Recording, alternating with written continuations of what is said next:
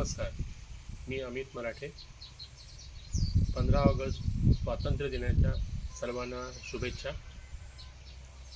यावर्षी देवगड येथे खूप कमी प्रमाणात पाऊस पडला आहे, परंतु आपण बघू शकता की भाताची रोपं मात्र चांगल्या स्थितीमध्ये आहेत. असे का? हा प्रश्न मी श्री मनोहर खखे सरांना विचारला. जरी खूप मोठ्या प्रमाणावर पाऊस होत नसला तरी मध्ये मध्ये पडणाऱ्या पावसाच्या सरी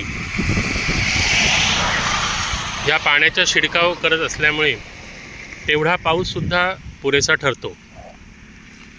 एअर इरिगेशनने हेच साध्य केले जाते. एअर इरिगेशनचे तत्त्व हेच आहे. आपण सूर्य मावळल्यानंतर ठराविक कालावधीसाठी मायक्रो स्प्रिंकलर किंवा रेनगन चालवतो आणि हवेत पाण्याचा शिडकाव करतो. तेवढं पाणीसुद्धा पिकाच्या वाढीला पुरेसं असतं. सध्या दुपारचे तापमान हे खूप जास्त वाढत आहे. जागतिक तापमान वाढीचा परिणाम प्रत्येक ठिकाणी दिसत आहे. त्यामुळे निसर्गानेच हे दाखवून दिलं आहे की एअर इरिगेशन पिकांच्या वाढीसाठी किती महत्त्वाचे आहे.